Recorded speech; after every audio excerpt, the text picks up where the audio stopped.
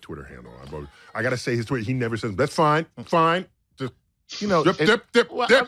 I'm just saying, I don't think you have to say it when the person has like 100 million people on Twitter. Like, we have 12 million Twitter followers, then, It's 13 million, but that's fine. No worries. This is a special edition. I think of it as a special edition of Cosmic Queries. It's a special edition because we have with us someone who is not only the world's expert on this topic, he might be the greatest expert in the universe on this topic. And it's the topic of curing cancer. Wow. Yes. It's a big topic. It's a big topic. It's on everyone's mind. And our special guest to help answer these questions on curing cancer, because obviously I have no such expertise, is immunologist Dr. Jim Allison. Jim, welcome to Star Talk. Thank you very much. Yeah. So you're Skyping into us from where? From my office at the Cancer Center in Houston. The Cancer Center in Houston, huge medical complex there, if memory serves. And you were just minutes ago awarded the 2018 Nobel Prize in Physiology and Medicine. And you're a professor and chair at the Department of Immunology at the University of Texas at the MD Anderson Cancer Center. Did I get all those titles correct? Yeah, that's correct. All right, excellent. Very cool. So did they call you in the middle of the night and said you won the Nobel Prize and then you hung up because you thought it was a prank call? Because that's how it happened for me. No, actually, there's been some buzz the last couple of years, and my wife says, well, phone, we wake up, look at the clock, say, well, the phone didn't ring, so this next year. I go, okay. This year, I got up, and she said, the phone, I guess next year, phone didn't ring. I guess we'll get it next year. Then the phone rang at that instant. It was my son, though, saying, I just saw on TV that you won the Nobel Prize. And I said, really? What? And then I looked at my phone buzzed, and there was a call from Sweden on it. Wow. Basically. So that's how it came about, but my son beat him. You found out through the news, basically, not from the actual Nobel committee, but through the news. I don't know what it was. They didn't have my right phone number or something. I don't know, but yeah. See, I've never got a Nobel Prize because my phone number is unlisted. Well, you better fix that. So again, thanks for you. I know you must be swamped with media inquiries and the like. So I'm delighted that you gave this program this hour of your time. So thanks for that. So if you could just lead off by telling us what is it that you were recognized for doing? I was recognized for developing a way to get the immune system to attack cancer cells, which is something that people have been doing for a long time, and it's potentially curative in many kinds of cancer. So instead of attacking the tumor, which would be the natural first thought, right? Because that's bad, let's get rid of it, let's attack it. You came in the back door. Yeah. What I did was, for about 3 decades, I've been involved in trying to understand how these cells, called T cells, they're kind of the warriors of the immune system. They go all over your body looking for a virus-infected cell or a tumor or something, and then they deal with it when they see it, usually by killing it. But anyway, we know they could attack. We know they can recognize tumor cells, but getting them to do it effectively wasn't easy, and a lot of tries failed to try to arm them to go attack the cancer or get them to attack it. But I found a molecule. It's called CTLA4. It doesn't matter what it stands for, but it's a molecule that sort of the brakes on the immune system. After T cells get going, they use this as a negative regulator to turn themselves off so they don't hurt you by just continuing to divide, and fill you all up with a particular kind of T cell. And so I had the idea that maybe normally that molecule, the brakes were coming on too early and stopping the T cells from eliminating the cancer. And so I thought, well, let's just disable the brakes temporarily. And sure enough, it works. But just for the reason you said, a lot of people had real trouble with it. Because I said, how can you treat cancer by ignoring the cancer? You're not even treating the cancer; you're treating the immune system. No, I love love the way you started your answer. You said, I found a molecule. Right. That happens to you all the time, Chuck. Yes, exactly. Well, it's a little smaller. It's a little smaller than what you look at. So when we see these commercials on television that say, this is not a video game and this is not a screensaver, this is an actual cancer cell being attacked by your own immune system. Is that your research that they're referring to? Yes. Wow. That is really impressive. Oh, now you only impressed because it was in a commercial? Yeah, because anybody The dude just won a Nobel Prize. Anybody can win a Nobel Prize, but not everybody can get a commercial on TV. That's true. That's very true. Yeah. I'm interested because I'm familiar with your work because my mother was lost to cancer last year, about a week ago last year. I lost my mom to cancer. Bone cancer. And so, but the immunotherapy was she was too advanced and too old, they said. So what are the cancers where your discoveries are most effective? Well, up to now, the most effective one has been melanoma, about 20 metastatic melanoma, which when we started working on this, there was no approved treatment, and there'd been no drug that had ever improved survival in a randomized trial. By what I mean is there was no successful treatment. And so that was where the trials with my drug started. Well, they started in mice. One of the things that was lucky, it worked against all kinds of cancer. But we started in melanoma. And what we know now, and it was approved by the FDA in 2011 after a lot of trials. But what we know now, actually, about 2 years ago, there was enough data to have 10 years follow-up data on 5,000 people who had been treated. And 20-something%, a little over 20% are alive 10 years after a single round of treatment. And so when you add a second drug to it, a drug that was subsequently discovered by Hanjo and his group, who shares the project, that response rate goes up to 60%. Wow. But so that's the highest, and there's no reason to think that those patients won't be around for 10 years as well. We have to wait and see. We don't know yet, but I'm hopeful. But it also has been approved by the Food and Drug Administration for lung cancer, kidney cancer, bladder cancer, Hodgkin's lymphoma, Merkel cell cancer, head and neck cancer, a few others. There's 15 indications it's been approved for. And with varying response rates from 15 to 50%. And so it's all over the place. And that means that the fact they're approved means any doctor, of course, can prescribe them. Mm-hmm.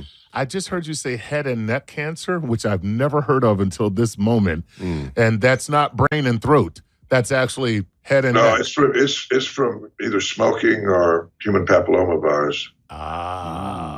But people that chew tobacco or smoke cigars, get that a lot.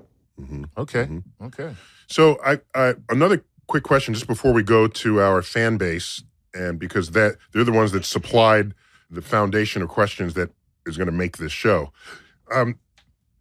Procedurally, if you can demonstrate that something you're working on cures cancer in mice or rats, do you have to have human trials for it to still be approved by the FDA? Yeah, absolutely. When I started on this, a lot of people said to me, well, anybody can cure cancer in mice. Oh, wow. That's funny. That is my gosh. Yeah. Wasn't doctor, true, 'cause we by the can way, cure almost doctor, any just kind of cancer. so that you know, doctor, we call those haters. There's people who need a little education, but yeah, you have to have the trials to prove it's safe and do efficacy.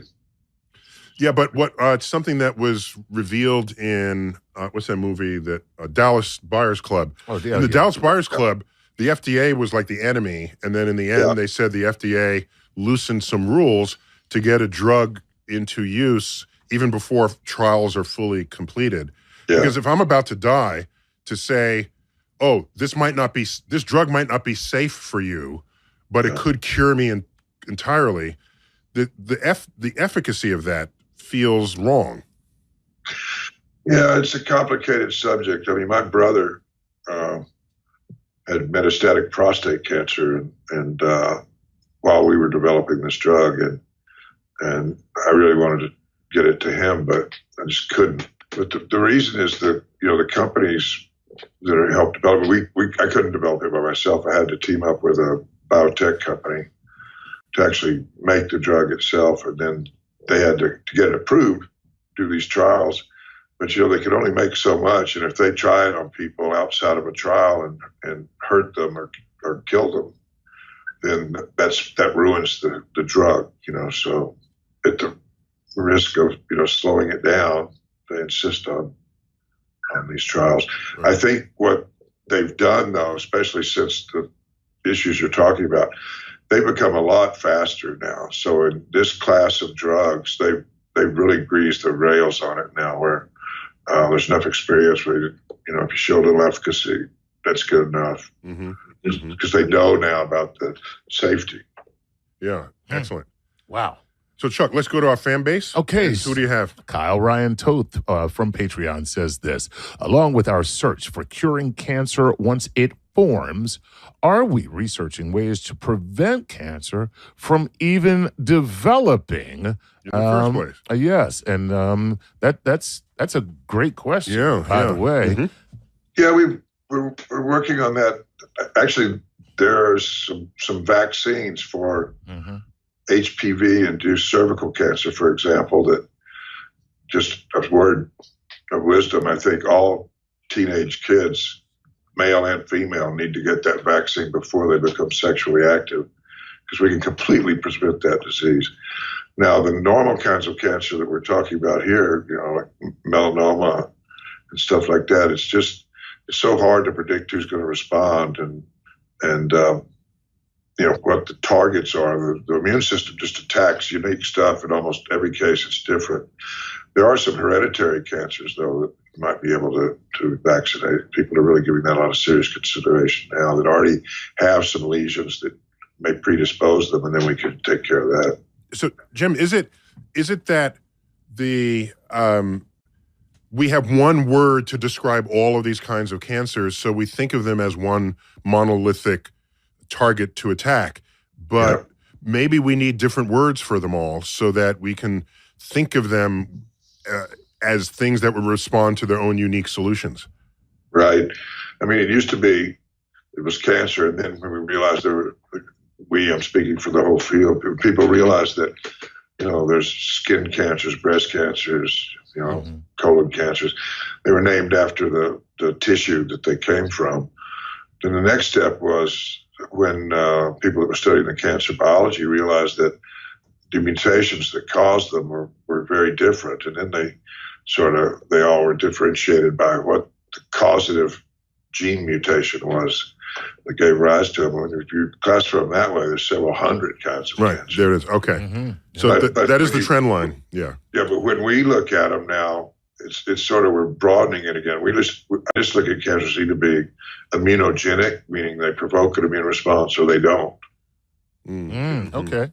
Right. Instead of any individual type of cancer. And just very quickly before we move on, because we're almost out of time for this segment, but you mentioned something in a cursory fashion that I think is very important, and I just caught the way you phrased it. Every teenager might want to look into HPV. Now, is that including men? Because, when you're a guy and you're 18 and you hear cervical cancer, you're like, I'm good. I'm okay. I don't have to worry about that. You may be good, but the women that you encounter may not be good later on, because men are asymptomatic. You get it and you pass it, but you never know you had it. And so, men need to get it as well. There you go. So that was my point, is that this is something that affects everyone. And the vaccine, we know it leads to the direct prevention of cervical cancer in women because it fights the virus that causes it in women, correct? Exactly. The immune system destroys the virus before it can do anything. Fantastic, man. Yo. Wow. Yeah. Okay. All right, we got to take our first break. You're listening to a special Cosmic Queries edition where we are privileged and honored to have the freshly minted Nobel laureate. Wow. That sounds so cool, man. Freshly minted Nobel laureate, Freshly man. minted, right. They just made you, doctor. Freshly minted Nobel laureate. Sweet. And he took time out of what we know is an oversubscribed day of his to just share with us his insights on what cancer is and how it works and how we're trying to fight it. And it's Cosmic Queries, so keep it going. Here's the next question. This is from a friend. Hey, Doc, what are you going to do with all that money? First, you realize he's got to split that 3 ways. You realize this? Oh, what? That's not right. So whatever the total money is, he gets a fraction of it. Okay. Let's start there. All right. Okay, Jim, what are you going to do with the money? There's just one other. It's just 2 ways. Oh, just 2 ways? Yes. 2 ways. Well, the government's the third one, I guess. Wait a minute. Are you telling me that they tax you on your Nobel Prize? That's disgraceful, sir. Disgraceful. Okay, so he gets half the prize, and then the government gets like the other half. Half of his half. Okay, so all right, what are you going to do with the $40.89 that you have left? Well, I'm going to probably give a lot of it to some cancer research organizations, and I think I need a new suit. I will let you do that, sir. Right? Wasn't even serious about I was jerking around. But this was great to actually learn all of this stuff about the Nobel Prize money. Yeah. All right, let's go to a real question. As a matter of fact, this should have been the first question before our Patreon, and this is from Nyron Reich on Instagram, who says, "What is cancer?" It means, a lot of people may not know exactly what cancer is. Well, I'm not sure we still know exactly what cancer is, but a lot of people have referred to it as sort of a social disease, complex organisms with lots of different kinds of cells, and they've got to play nicely with each other, to grow organs to a certain size and then stop and then be able to heal wounds, but then stop when they stay where they're put and not go someplace else. And so cancer is just is sort of, one description is hyperplasia, meaning starts growing too fast and doesn't stop. But that's basically, it's just cells losing the normal controls that make them cooperate with all the other cells to make you what you are. And these are your cells. They're not some exterior alien, not alien in a cosmic sense, but just foreign. Foreign. It's not just some foreign thing in your body that you could just remove and all is well. Your body is misbehaving. Is that a fair way to characterize it? Yeah, the cells in your body, some of your cells in your body are misbehaving and causing damage to the cells around them. In some cases, just by getting too big, but in other cases, by actually invading and destroying tissues and stuff. Cool. All right. Let's move on to Renee Douglas from Pittsburgh, and she wants to know this. If a cure is found, would it cure all cancers, or are there different types of cancers, and would each one need a different cure? And just as a follow-up, is there a means of achieving a universal cure? Is probably an easier way to put it. Yeah, excellent question. It used to be that there were what were called personalized therapies for each patient, and you try to figure out where the mutation was that was causing the cell to be a cancer cell. And those turned out not to be so good at curing cancer, because there's so many mutations in a lot of cancer cells, is that there is not just one. You kill all the cells that got one mutation, there's ones with others. The drug doesn't work anymore, you have to keep changing it. But one of the beauties of letting the immune system go is, and unleashing it to the T cells to attack tumors, is they can recognize, many of the mutations. So they become a bigger army that could hit a lot more targets. And since it's not directed against any specific thing, one of the ideas when I thought of this in the mid-90s, I thought, well, this could be a way of treating all cancers. And that has not been realized. There are limitations that have to do with just the number of mutations and other properties of individual cancers. I mean, some like lung cancer, melanoma, bladder, kidney, these can be cured, in a fraction of patients, these can be cured now. But we know from melanoma, where there's the most experience, that over 20% of people are alive 10 years after a single treatment. And that's maybe going up to about 60%. But other ones like glioblastoma, which is what, Senator McCain died of, we just haven't made much progress there. And we're working. My wife, Dr. Padmini Sharma, who's a physician and physician scientist, I'm a scientist, but we're working together in a group called the Immunotherapy Platform here at MD Anderson. And our whole goal is to get cancer cells just from patients, get the tumors, and see what's going on in there. What kind of T cells are there, what kind of immune cells are in there, and what's going on in individual kinds of cancers, so that we can figure out how to make combinations that'll treat, as many cancers as we can. So I think we're going to eliminate a large fraction of many kinds of cancers, but I don't think I could see a world where there is no cancer. So you just created a cancer bank. Did I characterize that correctly? Basically, yes. Yeah. We store specimens, but we also study them fresh out of the patients as well. Mm-hmm. That's cool. That is one bank I never want to bank with. the cancer bank. I'm just saying. Right. Yeah, I'm happy with my money at Chase. Well, we'll take things out of that bank and hopefully do some good with it. Right. Absolutely. What else you have? Let's go to Ari Modi, who says this: could cancer be cured through any of the breakthroughs achieved from CRISPR, the gene editing? And I'll just follow that up with, was that instrumental in any way in your research, CRISPR and gene editing? No, it wasn't. Okay, that's the answer. No. Next question. And there you go, Ari. As far as its promise, a lot of people are thinking about it. The problem is, if you can get rid of those genes that are causing the cancer using CRISPR or turn them back to normal, right. Problem is, it's kind of hard to figure out how to do that, because there are many of them, you'd have to do them all one at a time. Right. But if you can figure out a way to, and people are working on this to, change a whole bunch of genes at once, that might work. So there's a lot of, it's not here yet, but I wouldn't rule it out. So you're not ruling out the notion that it could be you have to snip out a piece of gene that would be causing cancer, whether or not CRISPR is the actual means by which that would happen. Right. Yeah, okay. Cool. All right. That's excellent. Good stuff.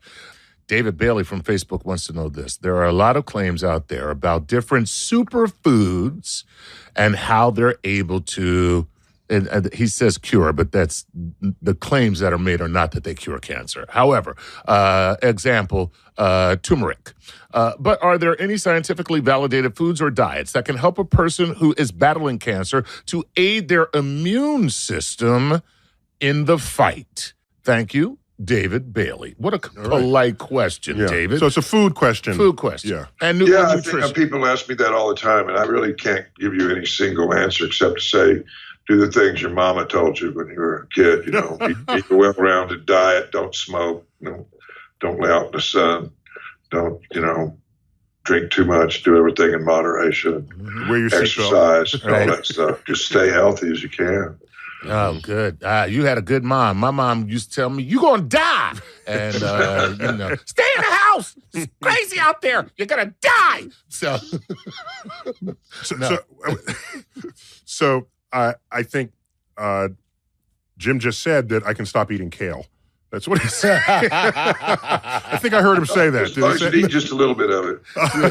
Right, in moderation. In moderation. You just need a little bit of kale. Remember when kale was a garnish? What happened to our society? I know. All right, here we go. Yeah, I can't stand kale. All right, here we go. Jeff Ferris from Facebook wants to know this. It's estimated about 1/3 of the people who get cancer are genetically predisposed to it. Where are we on the ability to do testing to predict the outcome, and how reliable is the current state of testing? Is having a genetic marker of 50% positive or 70% positive a good means of being able to tell? Yeah, I'm not sure it's as high as 30%. A significant number are, but breast cancers, for example, to some extent ovarian cancer in women can be caused by BRCA mutations. Mm-hmm. And so... and by the way, doctor, just for all of those who are unlike me that know exactly what BRCA mutations are, what are those? Mutations that were first found just by studying backwards, that women with breast cancer very often had this gene. I don't even remember what it stands for, but anyway, this gene called BRCA, breast cancer. I guess the BRC stands for breast cancer, but we know now that it's involved in DNA, keeping your genes normal, and it's inherited. If a woman inherits one copy from her mom and then something happens to the other copy, then, it could be dangerous. So, it's something with that, women with breast cancer. But in a lot of other kinds of cancer, it's not quite as definitive as that. Prostate cancer, we know that if you have a brother that got it, you're about twice as likely to get it, but nobody's been able to put their finger on why that is yet. So, on what part of the genetic of your genome is then responsible? So, exactly. So with the BRCA, correct me if I'm wrong, is that the first time you have such high level confidence that a person will get cancer that people are convinced to have preventative surgery? That's happening, yes. Right. But there's no other cancer prediction for which that is advised. Is that correct? Not that I'm aware of. Yeah. Mm-hmm. Okay. This is Denise Cunningham Troya, and she says, my 5-year-old daughter or granddaughter was diagnosed in May with acute lymphoblastic leukemia P. Since it is generated in the marrow, is there anything new on the horizon? So are you familiar with this particular cancer and any research that might be encouraging? I'm certainly not an expert on that kind of disease, but I can tell you that there is some activity in seeing if these checkpoint blockers, as we call them, work in leukemias in adults. And they do in some cases. The work's early. It only started a few years ago, but there's some hesitation in using them in developing adolescents or younger kids because people are somewhat worried about immunological changes while your body's changing and everything. But I wouldn't be surprised if it gets there sooner or later. Cool. Well, that's encouraging. It's hopeful, yeah. There you go. That's very cool. And there's another therapy called CAR T cell, which is an engineered kind of T cell that's put back into leukemia patients that might also have some promise. And it has been used in kids. All right. So 2 things to perhaps look forward to. And, of course, we wish Denise and her granddaughter all the best. This is Cheryl Squeaker Carter, and she says, is there actually any scientific research being done on cannabis and the effects it has on cancer? Yeah, I think there's quite a bit, but most of it's, is giving to what we call palliative care to make patients more comfortable, less nauseous when they're getting chemotherapy. I don't think there's any evidence that cannabis, it could be used to treat cancer itself.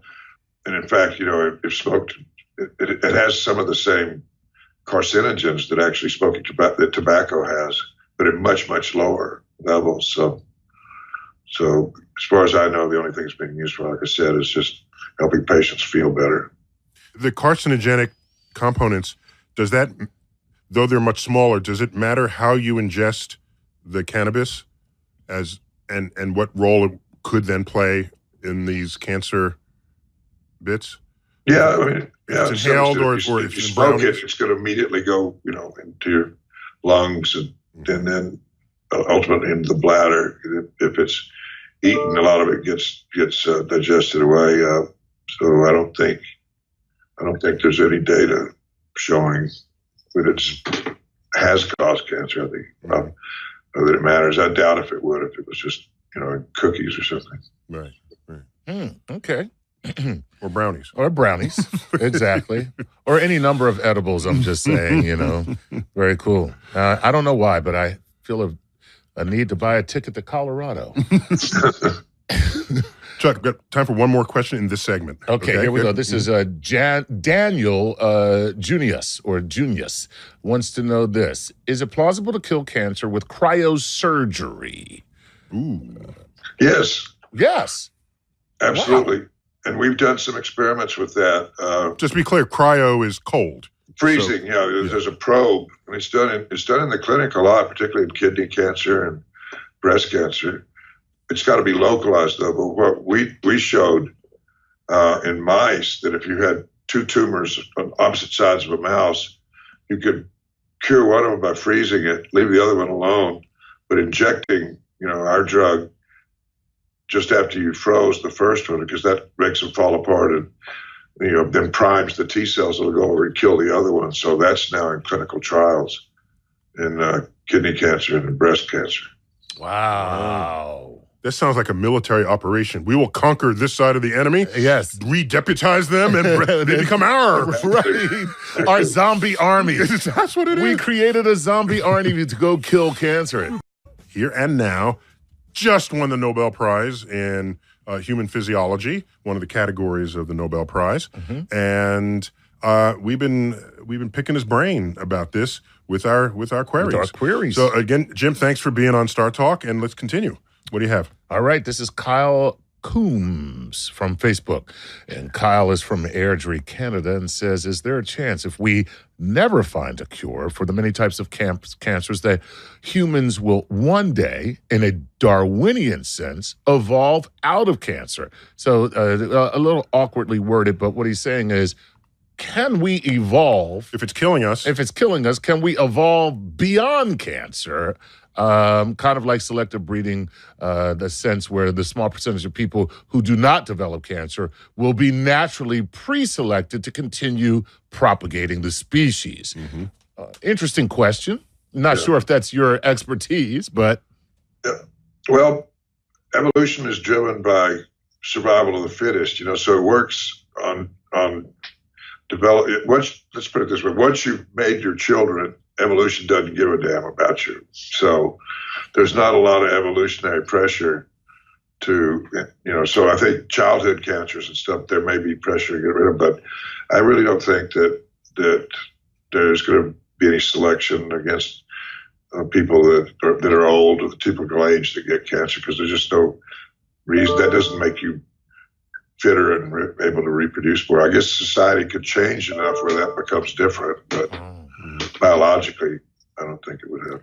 Yeah, if you have babies, nature's done with you. Right. Right. You propagated your right, because that's really what the whole thing is about, that's what right? the whole thing is about. It's all about sending your DNA into the future. Right. And what happens to you afterwards, no one gives a rat's ass about. Wow. Yeah. Boy, nature, what a cruel mistress she is, huh? God.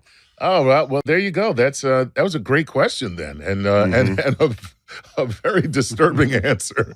All right. By the way, so the Darwin Award is given out annually to the person who does something completely stupid and ends up dying for having done so. Right. Okay, it's called the Darwin Award, but you can only get that award if you've died for doing something stupid and have not yet had kids. Right, because then you already sent your stupidity forward.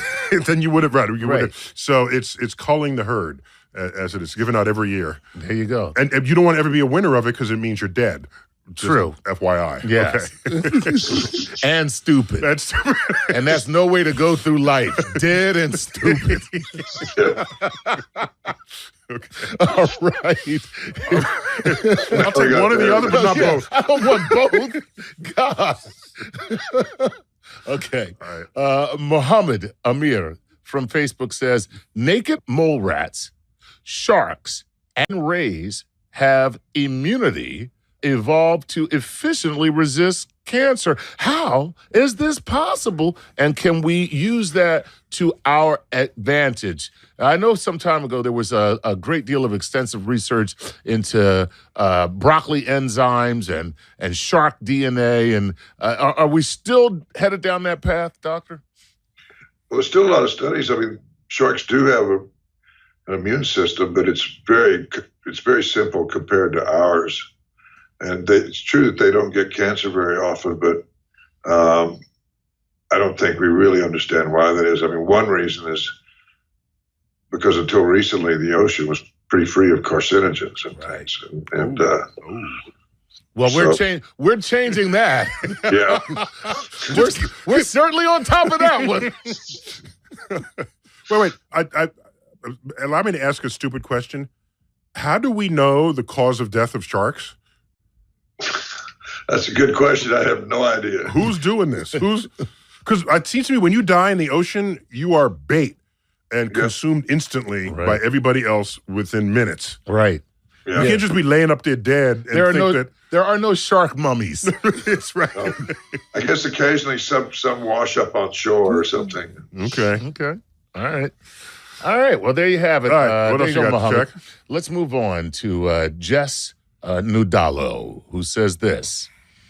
I don't know if this would fall under the topic, but I'd like to go down a different direction and ask if we can take advantage of cancer cells at all. I've heard of the HeLa, or HeLa cells, which may be relevant, but can't say that I'm an expert on the subject. Well, thank you for explaining yourself so incredibly detailed. Is there a way, is there any time where a cancer cell can be beneficial to the host? Can that mutation do something good in any way? Well, no, but we take cancer cells out of patients all the time and use them to study what caused cancer and how they respond to treatments and stuff. So that's what those HeLa cells that he's talking about were used for years. And now there's a lot of cell lines like that are in use for research. Cool. Okay, that's good to know.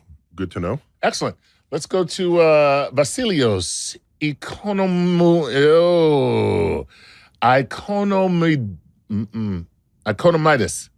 Okay, he's Greek. Just go into Greek. Yeah, feel the Greek in you. I'm going to feel the Greek. It would be Economides.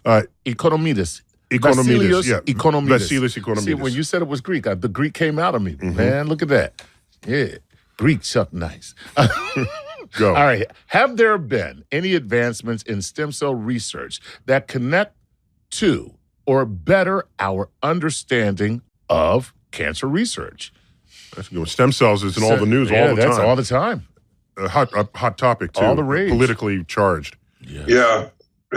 Again, there's a lot that's being learned from using stem cells to figure out how to put in the right genes and have them develop normally, and also, again, to discover things about how they can go awry. Now, as far as how things can go awry and they can become cancer cells, but so far as using those to treat cancer in some way, again, I don't think anybody would do that, but they've been very useful in learning, the mechanisms of working. So there seems to be, two separate approaches. One is taking these cells and learning, but the treating and preventing is kind of in a different area.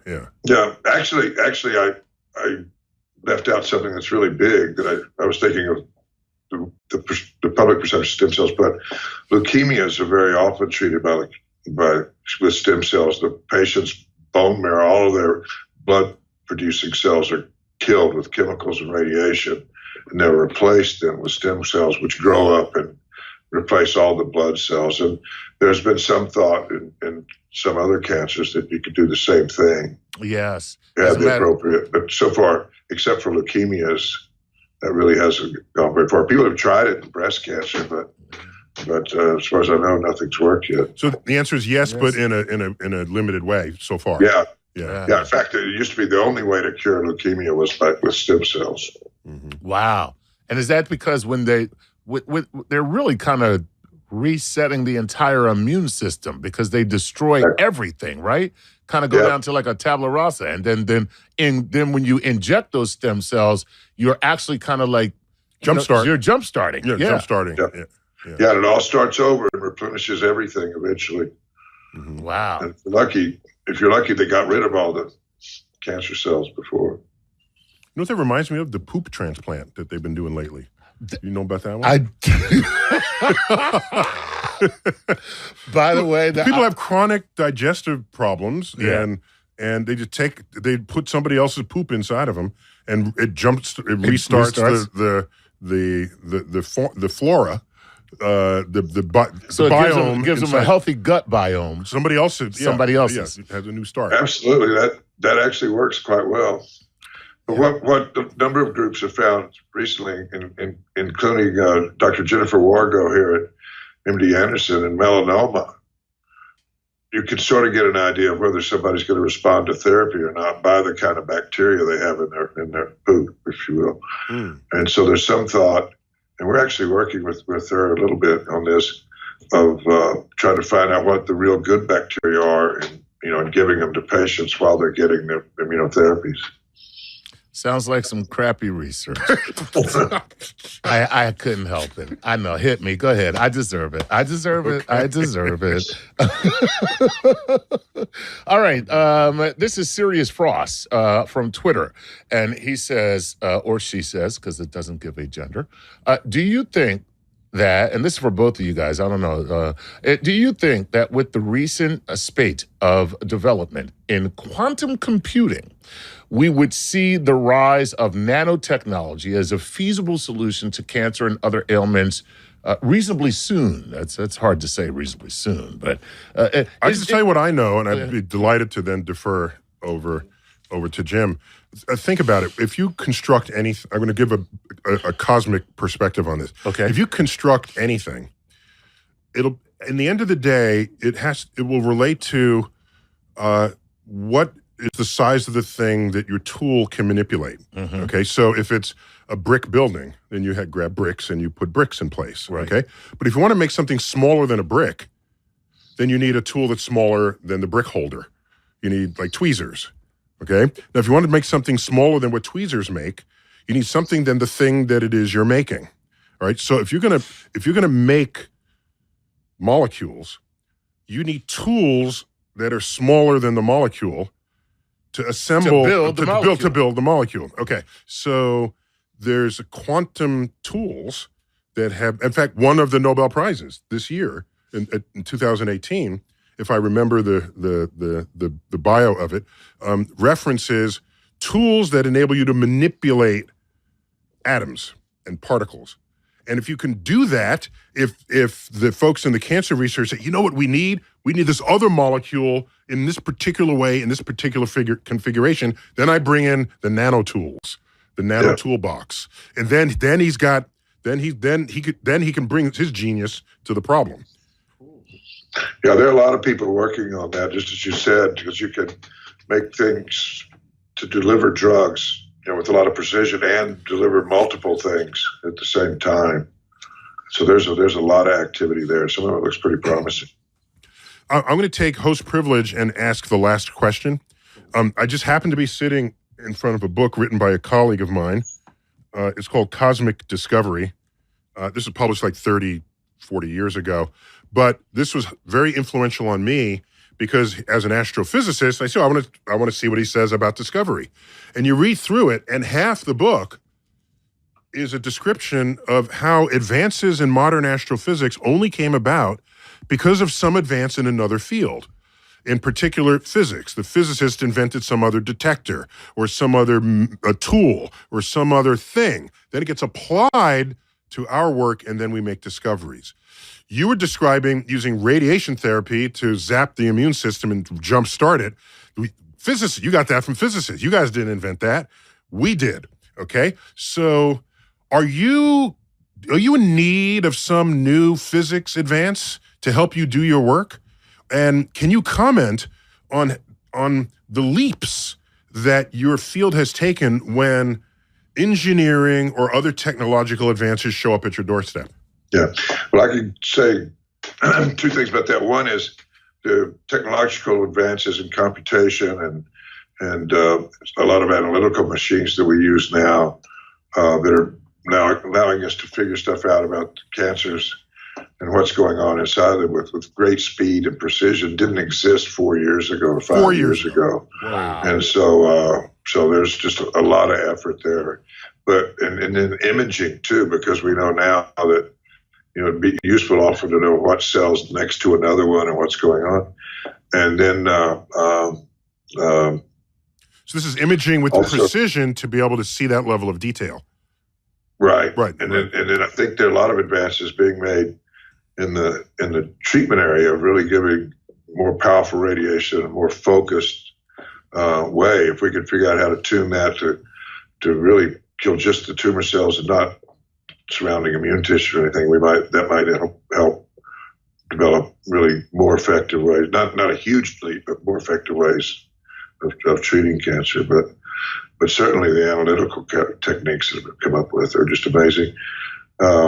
There's something that happens now that, well, not so much anymore, but in the early days of these immunotherapy drugs, tumors would sometimes get big really fast. And so the doctors looking at them and the pathologists looking at them would say, wow, your drug isn't curing cancer, it's making them grow faster. But when you take it out and cut it open, it'd be full of T cells, But if a tumor's way inside somebody, you can't really do that. So new imaging techniques that would allow us to tell the difference between a cell. There are metabolic ways now of imaging them, but you can't tell the difference between a rapidly dividing T cell and a rapidly dividing cancer cell. So we need something better there to help us diagnose and follow disease. So for me, that's a call for funding of research on all frontiers and then cross-pollinating them so that all can benefit, right? There's none of this, well, let's study this kind of science now and we'll put the other kind of science on hold. You just have no idea at the frontier what that cross benefits might be. Absolutely. Yeah, absolutely. And one of the things that I try to do whenever I can is point out that what we found out that ended up being the basis of this new therapy, that research had nothing to do with cancer whatsoever. I was doing it because I wanted to know how T cells worked. Wow. And when I figured that out, I kind of scratched my head and went, hey, maybe we can do something, and it worked. So, but it wasn't the reason for doing the work. And let those who are only listening to that comment, he actually scratched his head on video. Yes, he did. When he said, I scratched my head. Right. Okay. I think we got to wrap this up.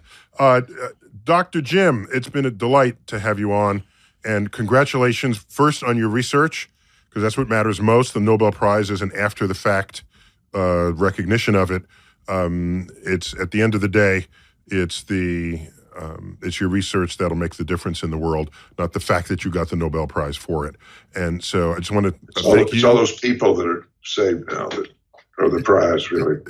Yes, and I want to thank you and your team and others and just the whole enterprise of those who have given their lives to just improve the lives of others. And so... Yes, and although it's a shame that my mom could not benefit from the work that you've done, and everybody in your field, not just you, it's a collective you.